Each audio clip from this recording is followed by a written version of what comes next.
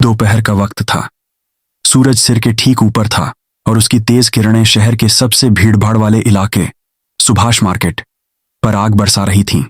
हर तरफ शोर था, सब्जी वालों की आवाजें, गाड़ियों के हॉर्न, लोगों की बातचीत। लेकिन इस शोर के बीच एक और आवाज थी, डर की। सड़क के किनारे लगे ठेलों के बीच खाकी वर्दी में खड़ी एक महिला इंस्पेक्टर भवानी अपनी दबंगई दिखा रही थी। उसके हाथ में डंडा था और आंखों में घमंड। कितनी बार समझाया है तुम्हें, हफ्ता टाइम पर दिया करो, उसने एक गरीब टमाटर वाले पर डंडा ठोकते हुए कहा। बेचारा आदमी हाथ जोड़कर खड़ा था। मैडम जी, आज तो अभी तक बोहनी भी नहीं हुई, शाम तक दे दूंगा, कसम से। उसकी आवाज कांप रही थी, लेकिन भवानी के चेहरे पर कोई असर नहीं पड़ा। वो हंसी। तेरी बोहनी से मुझे क्या लेना देना, वर्दी का नियम पता है, टाइम मतलब टाइम। इतना कहकर उसने पैर से उसका ठेला धक्का देकर गिरा दिया। लाल लाल टमाटर सड़क पर लुढ़क गए। भीड़ खड़ी देखती रही। कोई आगे नहीं आया, क्योंकि सामने थी खाकी।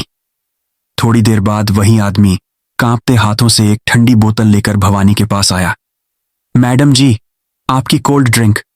भवानी ने बोतल ली और घूंट भरते हुए बोली, अगली बार बिना बोले तैयार रखना, समझा? जी मैडम। उसी वक्त मार्केट के दूसरी तरफ से एक लड़की तेज कदमों से आती हुई दिखी। उसने पीला दुपट्टा ओढ़ा हुआ था और हाथ में मिठाई का डिब्बा था। उसके चेहरे पर खुशी साफ झलक रही थी। वो बार बार घड़ी देख रही थी। आज भैया आ रहे हैं, वो खुद से बुदबुदाई। उनके लिए काजू कतली ली है, बहुत खुश होंगे। वो जल्दी में थी, उसे घर पहुंचना था, लेकिन किस्मत ने उसके लिए कुछ और ही सोच रखा था। भीड़ के बीच रास्ता बनाते हुए अचानक उसका संतुलन बिगड़ा और वो सीधे जाकर भवानी से टकरा गई। ठंडी बोतल हाथ से छूटी और पूरा कोल्ड ड्रिंक भवानी की वर्दी पर गिर गया। एक पल के लिए सब कुछ रुक गया। लड़की घबरा गई। सॉरी मैडम, मेरा ध्यान नहीं था, माफ कर दीजिए। उसकी आवाज डर से भर गई, लेकिन भवानी का चेहरा तमतमा उठा। उसने धीरे धीरे चश्मा उतारा और लड़की को घूरने लगी। अंधी है क्या? लड़की रोते हुए बोली, नहीं मैडम, गलती से हो गया, भीड़ बहुत थी। मैं अपने फौजी भाई के लिए। वो अपनी बात पूरी भी नहीं कर पाई थी कि छटाक, पूरा बाजार गूंज उठा। भवानी का हाथ लड़की के गाल पर पड़ चुका था। इतना जोरदार थप्पड़ की लड़की जमीन पर गिर पड़ी। मिठाई का डिब्बा दूर जा गिरा। काजू कतली धूल में बिखर गई।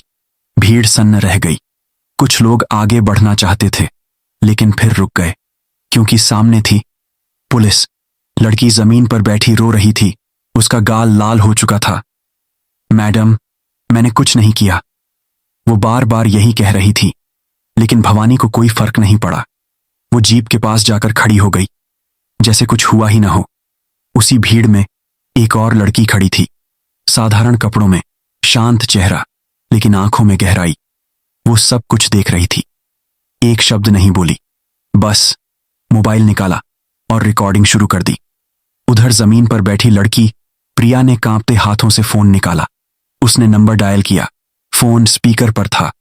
भैया, उसकी आवाज टूट रही थी, जल्दी आओ, मुझे मार रहे हैं। उधर से आवाज आई, प्रिया, क्या हुआ? कौन है वहां? मैं बस 5 मिनट में पहुंच रहा हूं। भवानी ने यह सुना। वो जोर से हंसी। उसने फोन छीन लिया, कॉल काट दी। बुला ले अपने फौजी भाई को, उसने ताने से कहा। आज देखती हूं वो क्या कर लेगा। भीड़ फिर भी चुप थी।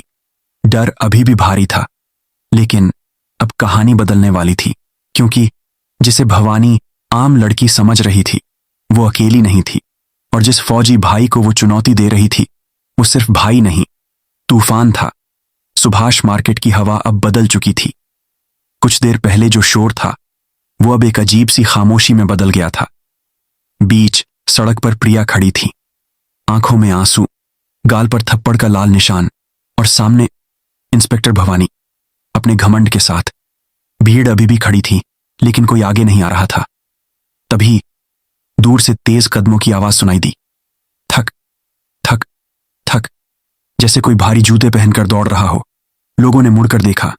भीड़ को चीरते हुए एक लंबा मजबूत लड़का तेजी से आगे बढ़ रहा था। कंधे पर आर्मी का बैग, चेहरे पर पसीना, आंखों में बेचैनी। ये था विक्रम। 10 महीने बाद वो घर लौट रहा था। उसने सोचा था आज बहन के हाथ का खाना खाएगा, मां से मिलेगा, लेकिन बस स्टैंड पर उतरते ही उसे वो कॉल मिला। उसकी बहन रो रही थी और अब वो यहां था। भीड़ हटती गई और जैसे ही विक्रम बीच में पहुंचा, उसके कदम वहीं रुक गए। सामने का दृश्य देखकर उसका दिल बैठ गया। उसकी छोटी बहन, जिसे उसने बचपन से कभी चोट नहीं लगने दी, वो आज सड़क पर रो रही थी। उसका दुपट्टा धूल में था, गाल सूजा हुआ था और पास में खड़ी थी एक पुलिस वाली। विक्रम के हाथ से बैग छूट गया। प्रिया। उसकी आवाज भारी हो गई। प्रिया ने जैसे ही अपने भाई को देखा, वो दौड़कर उससे लिपट गई। भैया, और फिर फूट फूट कर रोने लगी। इन्होंने मुझे मारा भैया, मैंने कुछ नहीं किया। विक्रम ने उसे कसकर पकड़ लिया, उसके सिर पर हाथ फेरा। बस चुप हो जा, मैं आ गया हूं, अब कोई तुझे हाथ नहीं लगाएगा। उसकी आवाज में एक अजीब सी ठंडक थी, लेकिन अंदर तूफान उठ चुका था। विक्रम ने धीरे से प्रिया को अपने पीछे किया।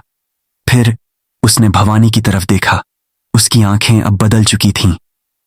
किसने मारा मेरी बहन को? पूरा बाजार उस आवाज से गूंज उठा। कुछ लोग पीछे हट गए। भवानी ने चश्मा नीचे किया और विक्रम को ऊपर से नीचे तक देखा। मैंने मारा है, उसने बेपरवाही से कहा। क्या कर लेगा? उसकी मुस्कान में घमंड टपक रहा था। विक्रम एक कदम आगे बढ़ा। मैडम, मैं वर्दी का बहुत सम्मान करता हूं, मैं खुद देश की वर्दी पहनता हूं, लेकिन इसका मतलब ये नहीं कि आप किसी मासूम पर हाथ उठाएं। भवानी हंसी। ओए फौजी, डायलॉग मत मार, ये कोई बॉर्डर नहीं है, ये मेरा इलाका है, यहां मेरी चलती है। विक्रम की मुट्ठियां कस गईं। मेरी बहन से गलती से टकरा गई, उसके लिए आपने उसे थप्पड़ मार दिया? आपको माफी मांगनी होगी। भीड़ में हलचल हुई। किसी ने पहली बार भवानी से ऐसे बात की थी। भवानी का चेहरा सख्त हो गया। माफी? मैं इंस्पेक्टर भवानी, एक सड़क छाप लड़की से माफी मांगू? उसने हवलदारों को इशारा किया। पकड़ो इसे, बहुत हीरो बन रहा है। 2 हवलदार आगे बढ़े। एक ने विक्रम का कॉलर पकड़ने की कोशिश की, लेकिन अगले ही पल विक्रम ने उसका हाथ पकड़ लिया और जोर से मरोड़ा। आह! हवलदार चीख पड़ा। विक्रम ने उसे धक्का दिया। वो सीधे जमीन पर जा गिरा। पूरा बाजार हिल गया। विक्रम की आवाज गूंजी। मैंने कहा ना, हाथ मत लगाना, वरना भूल जाऊंगा कि सामने पुलिस है या गुंडा। अब माहौल पूरी तरह बदल चुका था। भवानी का गुस्सा फट पड़ा। अबे ओए, पुलिस पर हाथ उठाता है? उसने डंडा उठाया और विक्रम की तरफ बढ़ी। आज तुझे बताती हूं थाने में क्या होता है। प्रिया डर गई। भैया! भीड़ में खड़ी वो साधारण लड़की जो अब तक सब रिकॉर्ड कर रही थी, उसने एक कदम आगे बढ़ाया, लेकिन तभी एक और आवाज आई। बस कीजिए इंस्पेक्टर। सबकी नजर उस तरफ गई। एक लड़का आगे आ रहा था, ब्लेजर पहने, हाथ में फाइल, चेहरे पर आत्मविश्वास। उसने भवानी का डंडा हवा में ही पकड़ लिया। भवानी चौंक गई। तू कौन है? लड़का मुस्कुराया। नाम राहुल है, पेशा वकालत, उसने शांत आवाज में कहा। और कानून के हिसाब से आप जो कर रही हैं वो पूरी तरह गैर कानूनी है। भीड़ में फुसफुसाहट होने लगी। भवानी भड़क गई। अब तू मुझे कानून सिखाएगा? राहुल ने जेब से अपना आईडी निकाला। आप बिना महिला कांस्टेबल के किसी महिला को छू नहीं सकती, बिना वारंट के गिरफ्तार नहीं कर सकती, और किसी नागरिक पर हाथ उठाना सीधा अपराध है। भवानी हंस पड़ी। ये कोर्ट नहीं है, यहां मेरी चलती है। राहुल ने भीड़ की तरफ देखा, फिर बोला, और हफ्ता वसूली, वो भी कानून में आता है क्या? अब भीड़ में हलचल तेज हो गई। कुछ लोगों ने सिर हिलाया। भवानी का चेहरा तमतमा उठा। चुप! उसने चिल्लाकर कहा। सबको अंदर कर दूंगी। विक्रम फिर आगे बढ़ा। अब बस। लेकिन राहुल ने उसे रोक लिया। नहीं, आप फौजी हैं, आपका काम देश बचाना है, इन जैसे लोगों जैसा बनना नहीं। विक्रम रुका, लेकिन उसकी नजरें अभी भी भवानी पर थीं। भवानी अब बेकाबू हो चुकी थी। सबको पकड़ो, उसने चिल्लाकर कहा। आज किसी को नहीं छोड़ूंगी। हवलदार फिर आगे बढ़े। भीड़ पीछे हटने लगी। तनाव चरम पर था।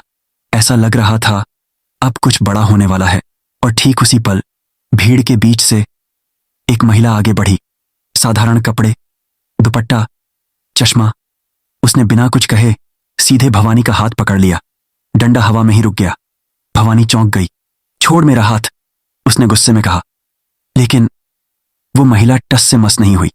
उसकी पकड़ मजबूत थी, इतनी मजबूत कि भवानी खुद पीछे हट गई। भीड़ सन्न रह गई। राहुल के चेहरे पर हल्की मुस्कान आ गई। विक्रम भी समझ गया कुछ बड़ा होने वाला है। और भवानी, उसके चेहरे पर पहली बार डर की हल्की झलक दिखी। सुभाष मार्केट के बीचों बीच वो पल जैसे थम गया था। एक तरफ इंस्पेक्टर भवानी, जिसका घमंड अब धीरे धीरे टूटने लगा था, और दूसरी तरफ वो साधारण सी दिखने वाली महिला जिसने उसका हाथ हवा में ही रोक दिया था। भीड़ सांस रोके खड़ी थी। किसी को समझ नहीं आ रहा था आखिर ये हो क्या रहा है। भवानी ने गुस्से से अपना हाथ छुड़ाने की कोशिश की। छोड़ मेरा हाथ, समझ नहीं आता क्या पुलिस के काम में दखल दे रही है। लेकिन उस महिला ने बिना कुछ कहे बस उसकी पकड़ और मजबूत कर दी। उसकी आंखों में अजीब सी शांति थी, लेकिन वही शांति अब भवानी के लिए डर बन चुकी थी। तुम्हें अंदाजा भी है तुम किससे उलझ रही हो? भवानी ने दहाड़ते हुए कहा। तभी राहुल की आवाज गूंजी। हाँ इंस्पेक्टर साहिबा, इन्हें बहुत अच्छे से पता है। भवानी ने गुस्से में उसकी तरफ देखा। तो फिर शुरू हो गया। राहुल मुस्कुराया, एक कदम आगे बढ़ा और बोला, आप जिस पर हाथ उठाने जा रही हैं वो कोई आम महिला नहीं है। पूरा बाजार चुप। हर नजर उसी महिला पर टिक गई। भवानी की सांसें तेज हो गईं। क्या मतलब? उसने हकलाते हुए पूछा। तभी उस महिला ने धीरे धीरे अपना दुपट्टा हटाया, फिर चश्मा उतारा, और जैसे ही उसका चेहरा सबके सामने आया भीड़ में हलचल मच गई। राहुल की आवाज फिर गूंजी। मिलिए हमारे जिले की नई collector district magistrate Aditi Sharma. सन्नाटा। पूरा बाजार जैसे जम गया। भवानी के हाथ से डंडा छूटकर जमीन पर गिर गया। उसके चेहरे का रंग उड़ चुका था। आंखें फटी की फटी रह गईं। मैडम, उसकी आवाज कांप रही थी। अदिति ने जेब से अपना आईडी निकाला और सीधे उसके सामने कर दिया। District magistrate Aditi Sharma. आवाज ठंडी थी, लेकिन उसमें ऐसी ताकत थी जिसने भवानी की सारी अकड़ तोड़ दी।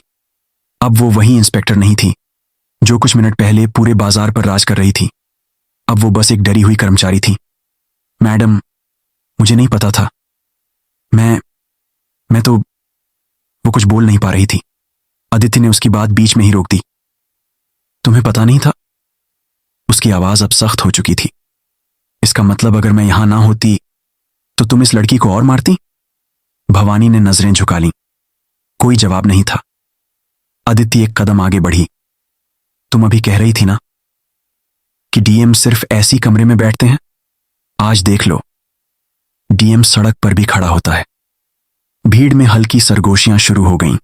सबकी आंखों में अब डर नहीं बल्कि उम्मीद थी। अदिति ने हाथ से इशारा किया। वो सब्जी वाला जिसका ठेला पलटा था वो डरते डरते आगे आया। कितने समय से ये चल रहा है? वो आदमी कांपते हुए बोला। मैडम, रोज हफ्ता देना पड़ता है। भीड़ में कई लोग बोल पड़े। हाँ मैडम, सही कह रहा है, हमसे भी लेती है। अब सच सामने आ चुका था। अदिति ने भवानी की तरफ देखा। कुछ कहना है? भवानी चुप। आंखों से आंसू निकलने लगे। मैडम, गलती हो गई, मुझे माफ कर दीजिए। लेकिन इस बार कोई नरमी नहीं थी। अदिति की आवाज गूंजी। ये गलती नहीं है, ये तुम्हारा घमंड है, और घमंड की सजा मिलती है, माफी नहीं। भवानी वहीं घुटनों पर बैठ गई, रोने लगी। लेकिन अब किसी को उस पर तरस नहीं आ रहा था, क्योंकि आज पहली बार डर के सामने सच खड़ा था। अदिति ने राहुल की तरफ देखा। एसपी को कॉल करो। राहुल ने तुरंत फोन निकाला।